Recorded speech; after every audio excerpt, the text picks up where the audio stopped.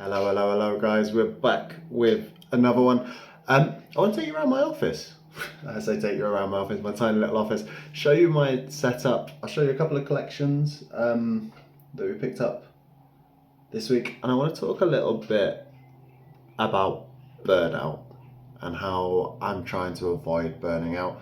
Obviously I talked about it before, I've got a full-time job, I've got a family, and I'm doing this on the side. And it's trying to make sure that I kind of dedicate enough time to all three of those different things without burning myself out. Let's jump into it. Let's take you around the office first, and then we'll show you those collections. And at the end, let's talk about burnout. So we're in my back garden, my office. It's a triple workspace, so it's my gym with all the windows open, big old fan down at the bottom there. It's my work office, so there's my desk where I do my full-time job, and then it's also where I run my business from. So triple purpose, big fan of cycling. Check out that bike, lovely. But I think what we're most interested in is seeing how I run my business. So over here we have got tasty little label printer and a scanner if I ever need to scan anything. Run out of paper, need to go and order some more. And then we've got all of the printing, packaging supplies down there. So you've got boxes, we've got hardbacks, envelopes, we've got big bubble mailers, little bubble mailers. We've got a lot of these that came today, which are kind of like PSA. We're gonna use them for the high value orders as well, slabs, high value orders. But everything postage I try and keep in one spot just to make it easier. This little printer is an absolute lifesaver. And then we've got my storage where everything is all over the place. So up here we got some football cards pre-boxed for sale on eBay, just trying to get rid of them. And Fly, reverse hollows from Journey Together. Don't know why they're up there, need to list them at some point. And then we've got the standard Kallax units in there, it's just empty boxes, empty tins. What have we got in there? We've got a bit of sealed products, various different sealed products, some random things like Indiana Jones stickers, what's that, WrestleMania stickers, and I think I showed you in the last video, maybe I didn't, but some Lost Origin blisters. Moving down, we've kind of got everything. So we've got some slabs on show there, mainly Pokemon. Got Hendrix rookie card to 20 in the PSA 10 on the other side. And then sadly in front of it we got a bit of junk. We got some Yu-Gi-Oh cards. I can't even give those away. Lord of the Rings from Decipher card, just one random one. Then we've got my grading pile. So if I deem a card worthy of grading, pop it in here. We've got a few cards in there at the moment. She's got the Zorak. Got some Japanese cards. Got Lucario V-Star. We've got a lot in there. We'll talk about grading in a different video, but when I'm ready to submit I will. Some random bits and pieces here. So you got some Match Attacks, got some X-Men cards, I think that's Jurassic Park. Got some old cigarette cards there, so like boxing ones, they've actually just sold, so they'll be heading out. Going down further, this is all Jurassic Park, so let me see if I can show you. Stickers, like 7,000, 8,000 stickers in there. Then we just got some more boxes, card storage things in there. Pokemon, so you got some sleeves, some stuff that's not listed, Journey Together, Heatwave, and then the footy stuff.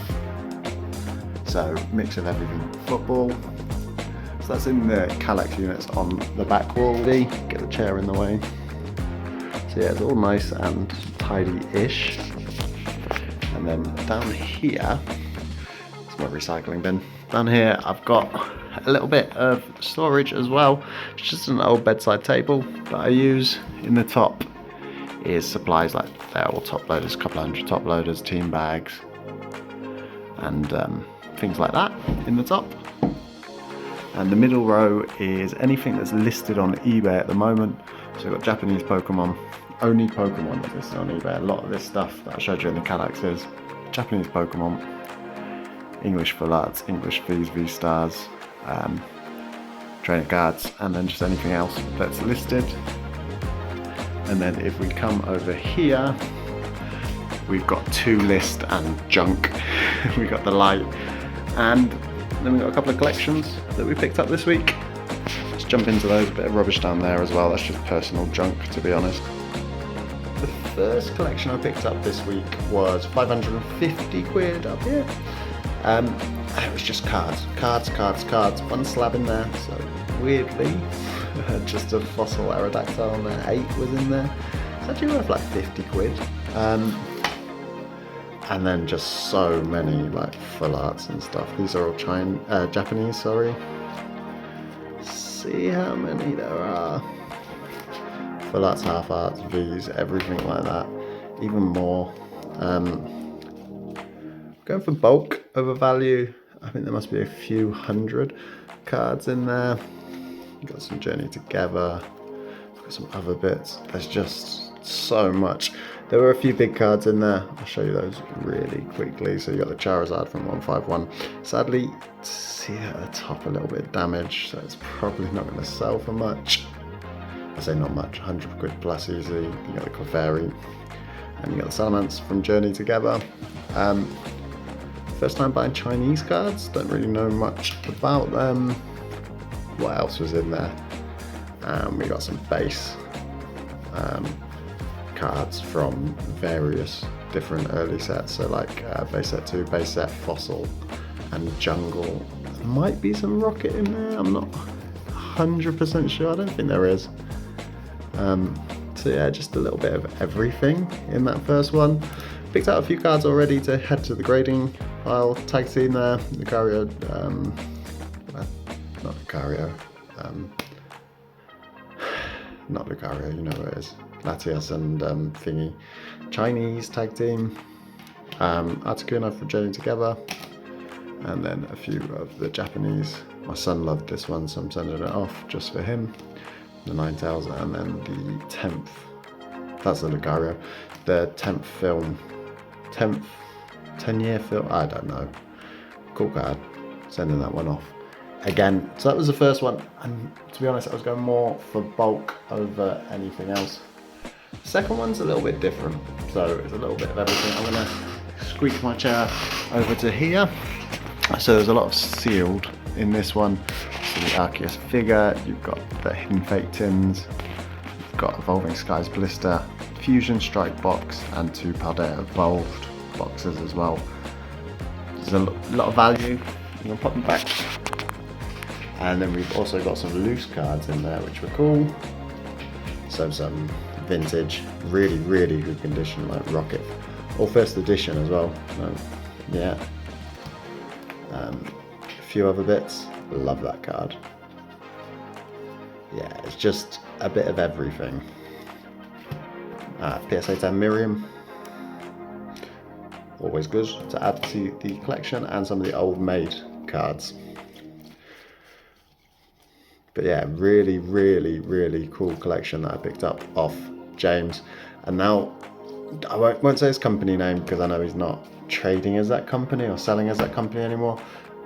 But I want to talk a little bit about what James and I spoke about. We talked about burnout, and we talked about how we find the hobby, how we find all of it. So James is in a really similar position to me. Works a full-time job. He's got young kids, and he was trying to run a trading card business at the same time.